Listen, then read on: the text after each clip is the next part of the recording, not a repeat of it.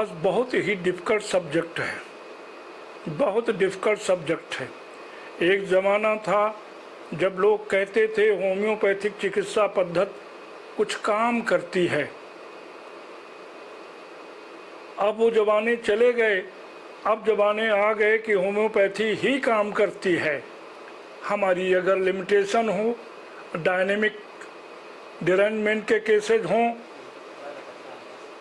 Behaviour disorder हों, मानसिक तनाव के हों, आदि आदि, होम्योपैथी ही काम करती है।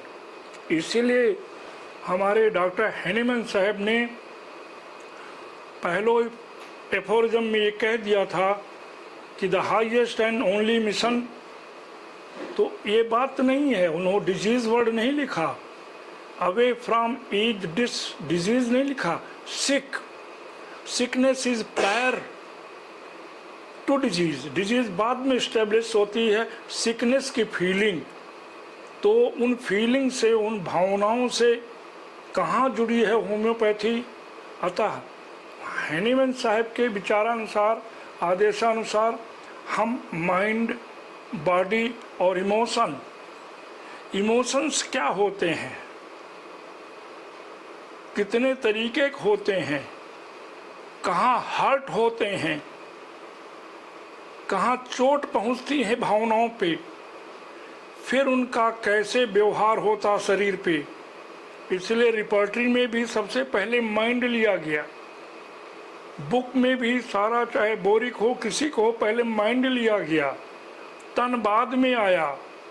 तो साइकिक टेम्परामेंट, या हम देखें सेक्शन 215 में ऑर्गन ऑफ मेडिसिन में, तो वहाँ सीधा लिखा हुआ है कि इमोशनल डिजीजेस। तो इमोशनल डिजीज, इमोशंस क्या होते हैं, भावनाएं क्या होती हैं, और ये कैसे आती हैं, कैसे आघात पहुंचता है, और बिहेवियर डिसऑर्डर पे हमारे कैसे चोट पहुंचती है, कैसे उसका मैनिफेस्टेशन होता है, इन बातों पे आज हम बात करेंगे। ऑटिज्म, कुछ बच्चे स्वयं केंद्रित होते हैं, अपने में स्वलिप्त होते हैं, they are cut off from the surrounding. माँ क्या कह रही है, फादर क्या कह रहे हैं, उसे क्या करना चाहिए, ये उसे पता ही नहीं है। अतः ये ऑटिज्म स्पेक्ट्रम डिसऑर्डर, ये पहली बार अमेरिकन सोसाइटी ने खोज के किया कि मानसिक विकास संबंधी जो गड़बड़ियाँ होती हैं, वहाँ उन गड़बड़ी में जो बच्चे बातचीत करने में या पढ़ने लिखने में या समाज में लोगों से मिलने जुलने में कतराते हैं, भागते हैं, ऐसी स्थिति को हम क्या ऑटिज्म कहते हैं। बच्चा अपने आप में मस्त है। अतः अगर बोरिक में कैलकुलस इंडिका को हम खोल के देखें तो माइंड में पहला शब्द है कि मनमौजी। तो बड़ा अजीब सा बात है कि बच्चा मनमौजी हो रहा। तो ऑटिज्म एक ऐसी स्थिति है जिसमें पीड़ित व्यक्ति का दिमाग अन्य लोगों की दिमाग की तुलना में अलग तरीके से काम करता है। और एक बड़ी भारी बात है, हर बच्चे का व्यवहार दूसरे बच्चे के व्यवहार से अलग हो जाता है। तो कोई पढ़ने में कमज़ोर है, कोई अर्थमेटिक लगाने में कमज़ोर है, तो कोई बोलने में कमज़ोर है, और कहीं कहीं इक्का दुक्का शब्द बार बार बोलता है, बड़बड़ाता है। पानी पीना है तो माँ से पूछेगा आप पानी पीजिएगा, तो वो समझ जाएगी बच्चे को कि क्या कह रहा है। तो माँ की आवाज़ सुनकर बच्चा मुस्कुरा देता है, प्रतिक्रिया करता है, परंतु बोलेगा नहीं। माँ बुलाएगी तो चल सकता है बच्चा, परंतु हाथों के बल चल के दूसरों के पास जाने की आदत, ये स्वाभाविक प्रक्रिया नहीं है 2 साल के 3 साल के बच्चों से। और सबसे बड़ी बात है आई कॉन्टैक्ट्स। बच्चा अपने आप में लीन है, स्वलीन है, आत्म केंद्रित है, कट ऑफ फ्रॉम सराउंडिंग है, समाज के अन्य लोगों में नहीं मिल रहा है और आंखें मिला के नहीं बात करता, वहीं शंका शुरू हो जाती है। वरना हर बच्चा आंख से आई कांटेक्ट मिला के ही बोलना सीखता है, बातों को समझता है, भावनाओं का आदान प्रदान होता, परंतु ये बच्चा ऑटिज्म का अपने आप में कहीं खोया है। इसलिए कभी 1950 और 1960 के दशक में कुछ मानसिक रोग विशेषज्ञों ने ये कहा था कि भावनात्मक सहयोग की कमी और खराब देखभाल के कारण ऑटिज्म होता। इसीलिए हैनीमैन साहब ने सेक्शन 210 से 230 के बीच में बड़ी चर्चा की है और उन्होंने साफ साफ लिखा कि इमोशनल डिजीजेस, अब इमोशंस क्या होते हैं, अगर हम सेक्शन 215 देखें तो almost all the so called mental and emotional diseases are nothing more than a corporeal diseases. ये हमारे ऑर्गन ऑफ मेडिसिन में लिखा है और उसके मतलब होते हैं कि जहाँ पर सिम्टम्स डिरेंजमेंट हो जाता है, कहाँ, माइंड पे और डिस्पोजिशन पे। इसीलिए 2210 सेक्शन में है माइंड एंड इट्स डिस्पोजिशन। तो जिन लोगों ने काम किया उस पर बड़ी मज़ेदार बात है। और 215 तो छोड़ के आगे अगर बढ़ जाइए सेक्शन 221 तो 5 दवाइयाँ वहाँ लिख दिया। सेक्शन 221 में 5 मेडिसिन से लिख दिया हैनीमैन ने। क्या लिख दिया? Belladonna, hyoscyamus, stramonium, mercury. अरे ये सोलेनेसी फैमिली की 3 मेडिसिन वहाँ आ गई। ये क्या मेंटल लेवल पे काम करती हैं? चर्चा होगी आगे। लेकिन माइंड, बॉडी एंड इमोशंस, इन 3 को ही हम मान के होम्योपैथिक में होता है। इमोशंस को ऐसे समझ लें कि 5-6 महीने के बच्चे को छोड़ करके एक माँ ऑफिस में गई है, लेकिन वो ऑफिस में काम कर रही है, परंतु उसकी भावनाएं अपने बच्चे पे, घर पे हैं। इमोशंस कहाँ हैं? इमोशंस अगर हर्ट हो गए, डिक्टोरियल आ जाएगा। लाइकोपोडियम में डिक्टेट करता है गार्जियन, कार्सिनोसिन में डिक्टेट करता, तुमने मैथ नहीं किया, तुमने ये नहीं किया, उसमें हीन भावनाएं आ जाती हैं। हम खैर उधर नहीं जाना चाहते। इमोशंस के 6 प्रकार हमारी मटेरिया मेडिका में आए। वैसे इमोशंस के 64 टाइप्स होते हैं, लेकिन इमोशंस जहाँ पे हम चर्चा कर रहे हैं, हर्ट हुआ और बच्चा हमारा ऑटिज्म की तरफ जा रहा है। हैप्पीनेस पहला, चीयरफुलनेस। अच्छा, कंट्रपर्टी में इसकी चर्चा है, अगर देखेंगे तो पेज नंबर 10 पे मिल जाएगा। यही नहीं, वहाँ पर मिल जाएगा कि हैप्पीनेस तो नहीं, लेकिन चीयरफुल मिल जाएगा। चीयरफुल इमोशंस टर्मोइल कौन कौन से? कैनबिस इंडिका है, कॉफिया है, क्रोकस है। और क्रोकस के खोल के पढ़िए एलन्स की नोट में, बड़ा मज़ेदार है। पहला वर्ड, मोटी मोटी लाइन, क्या? Frequent and extreme changes in the sensation. Capital letter, bold letter, first line, left page, crocus sativa में। और happy affectionate wants to kiss everybody, चौथी लाइन, उसी फर्स्ट पेज पे लेफ्ट में देखेंगे कि वांट्स टू किस एवरीबॉडी। बच्चा दौड़ के सबको चूमना चाहता, परंतु अगले मोमेंट धक्का दे देता है उसी आदमी को जिसको चूमना चाहता। ये साधारण बिहेवियर तो नहीं है। क्यों? अफेक्शन और wants to kiss everybody and the next moment a rage, गुस्से में आ जाता है। अरे भाई, ये इमोशंस की तो और भी दवाइयाँ हैं। हायोसाइमस आ जाएगी, लेक्सिस आ जाएगी, नेट्रम कार्ब आ जाएगी, लेकिन इमोशंस कहाँ हट हुए बच्चे में? तो डॉक्टर साहनी साहब से आज मेरी बात हो रही थी, बड़ी भारी बात कहा डॉक्टर साहनी साहब ने आज। क्या कहा? 11 बजे के लगभग कि डॉक्टर सिंह, याद है शाम को बोलना ऑटिज्म पे। ऑटिज्म कौन सी बीमारी होती है? बच्चा तो मस्त है, सुनिए जरा साहनी साहब की बातें, और कितनी मैच्योरिटी की बातें, कितनी परिपक्वता है और कितना प्रवाह है, कितनी शालीनता है और कितना गुरुत्व है, कितना ओज है, कितना अनुभव है उनके। उन्होंने कहा बच्चा तो मस्त है अपने आप में, ना उसको बुखार, न जाड़ा, न सर्दी, कौन सी डिजीज है।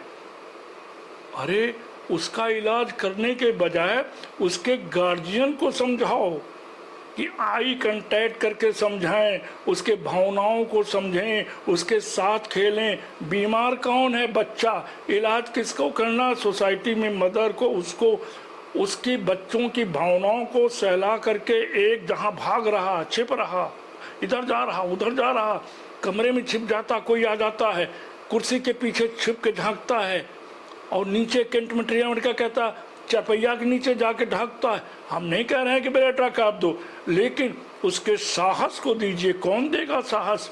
कौन भावनाएं बढ़ाएगा? उसके गार्जियन। बच्चा तो मस्त है अपने आप में, मनमौजी है, कैप्रिक्वस, कैप्रिसियस। ये वर्ड कहाँ है? ये आपको बोरिक में मिलेगा, राइट पेज में मिलेगा, माइंड में मिलेगा, ककुलस, ककुलस इंडिका में मिलेगा, राइट पेज में मिलेगा, इंट्रोडक्शन की 10 लाइन के नीचे मिलेगा, माइंड में मिलेगा। तो डॉक्टर डीपी रस्तोगी कहते थे एसएम सिंह, ये कैप्रिसियस क्या होता? मनमौजी। अब मनमौजी क्या है आप जानिए, लेकिन डॉक्टर साहनी साहब ने आज मुझको समझाया ये कौन सी बीमारी है, ऑटिज्म। बच्चे की बिहेवियर, अरे वो तो मस्त है, अपने में खा रहा, घूम रहा, खेल रहा, मनमौजी, जो मन हो सो कर रहा। घर वालों को चिंता करनी चाहिए, सोसाइटी को समझाने के लिए।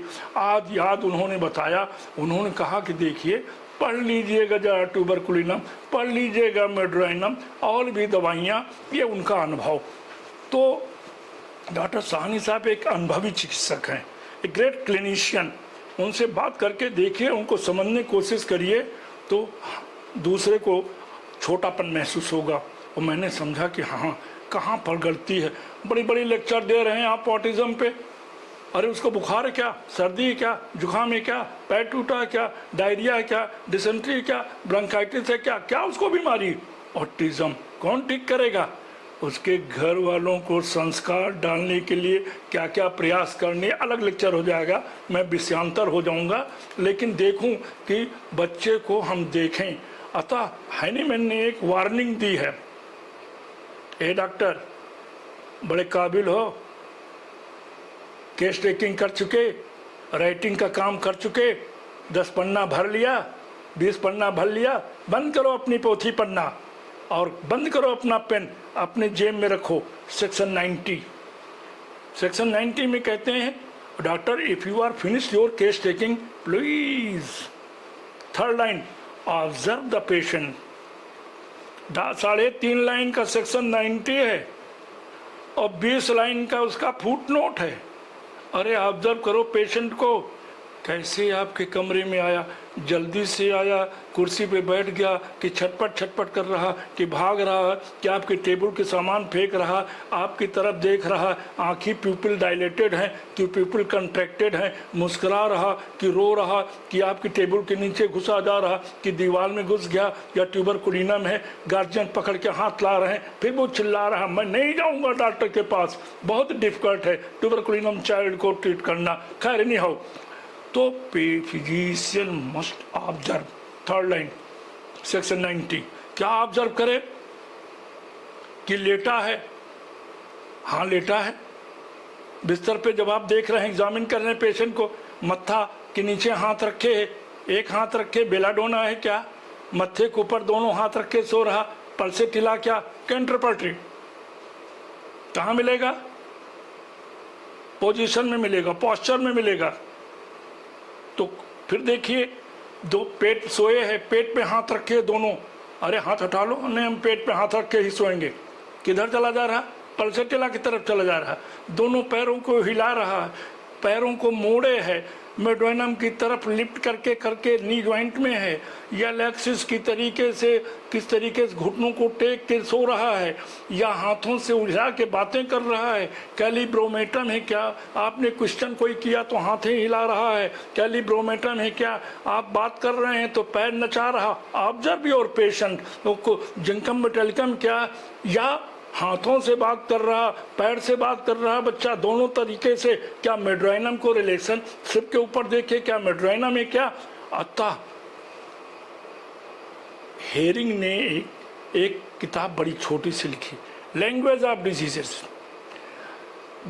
मरीज अपने आप बोलता कि मैं क्या हूं, तो जब वे ऑफ एंटरिंग अंदर आ रहा, बैठ रहा, बात कर रहा, 3 क्वेश्चन आपने पूछ लिया और गुस्सा हो गया, ए डॉक्टर कैसी बात करता तुम मुझसे, हमको तकलीफ है क्वेश्चन का। अरे on putting the question he irritate squirrel some फेंक देता, राइट पेज 11th लाइन कोलोसेंथ, while putting the question he loses temper. और बात कर रहा तो बिना रोए बात ही नहीं कर सकता, रोएगा। मेडोइनम का देख लीजिए, बोरिक में देख लीजिए, can not speak without weeps. तो हम बच्चे को देख के ऑटिज्म में कैसे आते हैं आगे, तो हम देखेंगे कि सैडनेस हो गया, इमोशन हर्ट हो गया, कैंट्रोपर्टिम 76 में मिल जाएगा, आर्सेनिक मिल जाएगा, कल्केरिया मिल जाएगा, लेक्सिस मिल जाएगा, कास्टिकम मिल जाएगा, रस्टक मिल जाएगा। बस इमोशन कहाँ हर्ट हुए, डिस्गस्ट, डिस्गस्ट कहाँ मिल जाएगा, ये भी आपको माइंड में मिल जाएगा कैंट्रोपर्टी में, और 37 पेज पे मिल जाएगा। तो 2 ही 3 मेडिसिन है, सिर्फ 3 मेडिसिन, पल्सेटिला है, सल्फर है, मर्क है, बस। उसके बाद +2 की कई मेडिसिन है, परंतु हम सैडनेस तो पहला हो गया था हमारा, हैप्पीनेस, सरप्राइज, इमोशन हर्ट हुए बच्चे के, कहाँ ऑटिज्म का क्या काज हो सकता, दूसरा सैडनेस को देख लिया, तीसरा हम सरप्राइज को चलेंगे, बच्चा कैसा बात कर रहा, सर हर चीज़ को सरप्राइज नज़र से देखता है, और हम फिर कैंट्रोपर्टी में ढूंढेंगे तो 86 पे मिल जाएगा। एक ही मेडिसिन है कि प्लेजेंट अफेक्शन, किसी चीज़ को पाएगा बड़ा खुश हो जाएगा, सरप्राइज है लेकिन विद प्लेजेंट अफेक्शन हमको मिला, वो भी कैंट्रोपर्टी में 85 पेज। अगर हम देखेंगे सिंगल मेडिसिन मिलेगी, कॉफिया, हम ज़्यादा नहीं जाना चाहेंगे, कॉफिया क्रूटम, हम डिटेल में नहीं जाएंगे, परंतु सिंगल मेडिसिन और +3 है, बोल्ड लेटर में है। अतः चौथा अगर हमको मिल गया, इमोशन कहाँ हर्ट हुए, किस चीज़ का बच्चे को फियर है, किस चीज़ का डर है, क्यों भय है बच्चे में, ऑटिज्म के सिम्टम कहाँ से आए, तो टोटल 22 मेडिसिन मिल जाएंगी, लेकिन +3 के 2 ही 3 हैं। और इसके बाद हम देखते हैं कि इमोशंस कहाँ हर्ट हुए हैं, तो इसके बाद हमको मिल जाता है। अच्छा, इसमें इमोशन फियर में एक स्ट्रामोनियम बहुत अच्छी मेडिसिन है,